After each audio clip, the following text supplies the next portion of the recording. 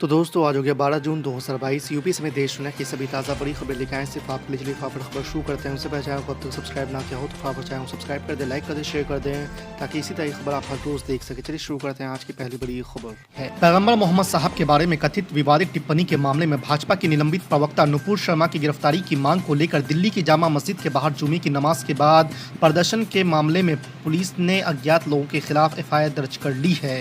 आपको बता दें कि दिल्ली पुलिस ने शनिवार को बताया है कि जामा मस्जिद प्रोटेस्ट के मामले में अज्ञात लोगों के खिलाफ आईपीसी की धारा 188 के तहत मामला दर्ज किया गया है। पुलिस प्रदर्शनकारियों की पहचान की कोशिश कर रही है। दरअसल निलंबित भाजपा प्रवक्ता नुपुर शर्मा की गिरफ्तारी की मांग को लेकर जुमे की नमाज के बाद लोगों ने जामा मस्जिद के बाहर प्रदर्शन किया था।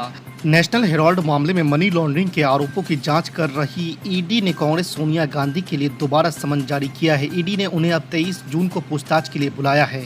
आपको बता दें कि कोरोना वायरस से संक्रमित होने के बाद सोनिया गांधी ने ईडी से पेश होने के लिए 3 हफ्ते का समय मांगा था। इससे पहले ईडी ने सोनिया गांधी को 8 जून को पूछताछ के लिए बुलाया था, लेकिन उससे पहले ही वो कोरोना संक्रमित हो गई है। इसी मामले में ईडी ने कांग्रेस के पूर्व अध्यक्ष राहुल गांधी को भी समन जारी किया है। जांच एजेंसी ने राहुल गांधी को 13 जून को पूछताछ के लिए बुलाया है। दिल्ली के मुख्यमंत्री अरविंद केजरीवाल ने कहा है कि विकास कार्यों के बाद भी राष्ट्रीय राजधानी का हरित क्षेत्र घटा नहीं है। केजरीवाल ने कहा है कि वृक्ष प्रत्यारोपण नीति लागू करने वाला दिल्ली देश का पहला और अकेला राज्य है।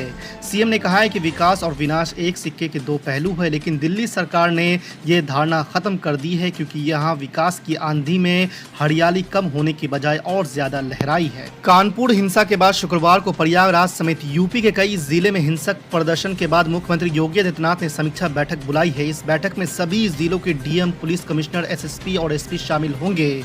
आपको बता दें कि शाम 6:30 बजे मुख्यमंत्री आवास पर होने वाली इस बैठक में सीएम योगी आदित्यनाथ कानून व्यवस्था की समीक्षा करेंगे। हालांकि आपको बता दें कि मुख्यमंत्री योगी आदित्यनाथ ने पहले ही साफ निर्देश दिया है कि दोषियों पर कड़ी कार्रवाई की जाए। जिन लोगों ने भी कानून को हाथ में लेने की कोशिश की है उन्हें सबक सिखाने को कहा है। आपको बता दें कि जिले के अधिकारियों को दोषियों के खिलाफ कार्रवाई के लिए खुली छूट दे दी गई है। नीतीश कुमार सरकार बिहार में उद्योग को बढ़ावा देने के लिए हर मुमकिन कोशिश में लगी हुई है। इसी को लेकर सरकार अब हर जिले में नए औद्योगिक क्षेत्र की स्थापना करने की तैयारी कर रही है। आपको बता दें कि इसी क्रम में बिहार सरकार भागलपुर और बांका जिले को चमकाने जा रही है। दरअसल बिहार सरकार के उद्योग विभाग की ओर से इन दोनों जिलों के डीएम को जमीन चिन्हित करने का निर्देश दिया है। ये जमीन आबादी से दूर होगी और उद्योग की जरूरतों को देखते हुए चिन्हित की जाएगी। जब जिलों में उद्योग लगेंगे तो रोजगार के बम्पर अवसर भी खुलेंगे।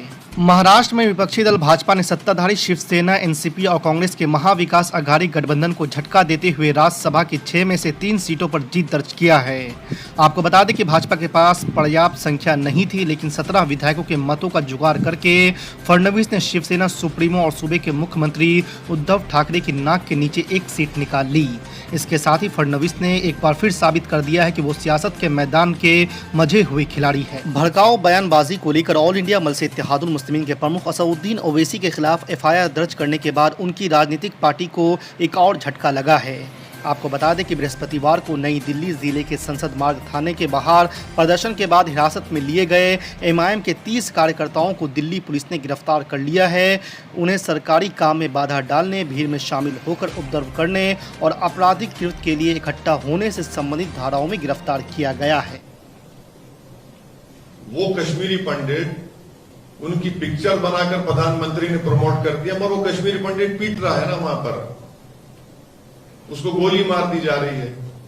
उनके इलाकों को रात में बंद कर दिया जाता है कि तुम वो निकलना चाहते, जम्मू जाना चाहते, आप रोक दे रहे हैं उनको। कश्मीरी पंडितों को सरकार उनको इलेक्ट्रोल इशू के तौर पर देखती है। उनको इंसान के तौर पर देखने की जरूरत है कश्मीरी पंडित को। और कश्मीर मुकम्मल नहीं है बगैर कश्मीरी पंडितों के। उनको वहां पर पूरा सिक्योरिटी मिलनी चाहिए। भाई ये आतंकवादी आकर अगर गोली मार रहे हैं तो सरकार उनको रोकने में नाकाम क्यों साबित हो रही है? ये इनकी नाकामी है। मैं मानता हूं कि पड़ोसी मुल्क से, पाकिस्तान से आतंकवादी आ रहे हैं, आप रोको ना उनको।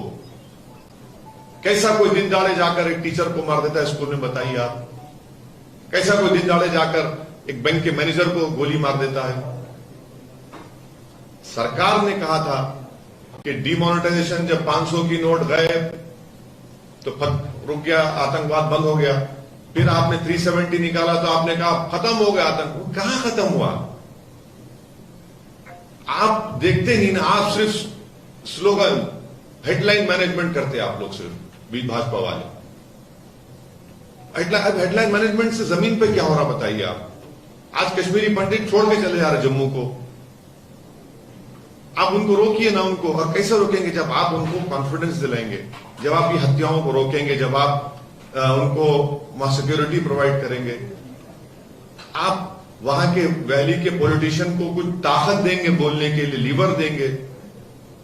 आप कुछ नहीं करते। नहीं, इतने टूरिस्ट आ गए, इतने टूरिस्ट। अरे टूरिस्ट आ गए तो फिर हत्या क्यों हो रही है? आप देखते हर बार भाषण में इतने टूरिस्ट है। अरे भाई टूरिस्ट है तो फिर वो हत्या क्यों हो रही है? अब वहां की मस्जिद को क्यों बंद करके रख दिए? वहां के पॉलिटिशियंस को आप बोलने की इजाजत क्यों नहीं देते? और फिर ऊपर से आपने जो डिलिमिटेशन कमीशन में जो विधानसभा की सीटों को तोड़कर बनाया आपने, वो भी एक तकलीफ का बाइस बन रहा है वहां पर। ओवैसी जी, गुजरात में नेक्स्ट जो इलेक्शन 2022, आपकी पार्टी की ओर से कितने कैंडिडेट आपने अभी तक, मतलब कितने खड़े रखे? वो क्यों बोलूं आपको मैं?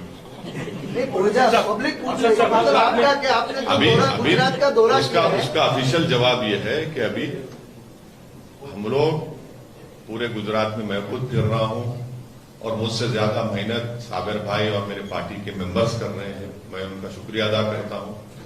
मैं तो सिर्फ आटे में नमक का काम कर रहा हूं, ये लोग दिन रात मेहनत कर रहे हैं, मैं इनका शुक्रगुजार हूं। और जब चुनाव करीब आएगा आपको बताएंगे, बहुत जल्दी। अभी इसी से लगता प्रश्न है कि जो क्वेश्चन है, जो आपके गुजरात के जो प्रवक्ता थे, उन्होंने अभी थोड़े दिन पहले ही प्रेस कॉन्फ्रेंस करके अपने रेजिग्नेशन दे दिया कार्यकर्ताओं के साथ, और ये आक्षेप किया साबिर भाई के ऊपर कि ये बीजेपी का एजेंडा चला रहे हैं। तो मतलब ये क्या ऐसा है ना, वो जब इफ्तार की दावत में अहमदाबाद को आए थे तो मुश्ताक के फार्म हाउस पर इफ्तार की दावत थी। हम दोनों एक टेबल पर खजूर खाए, समझे ना। अब उनको कहीं गुलाब जामुन मिल गया तो मैं क्या करूं? मैं तो खजूर ही खिला सकता हूं। नहीं, सुनिए, जब तक थे तो अच्छे थे, और जब छोड़ दिए तो आप उंगली उठा रहे हैं साबर भाई पे। क्या गलत बात है ना। आपको मैं बोल रहा हूं, आपको पसंद नहीं आ जाइए, मगर इल्जाम लगा रहे। क्या इल्जाम लगा रहे बताइए? हम फिर पूरा लोकल बॉडी के इलेक्शन में मेहनत किए सब लोग, हम लोग।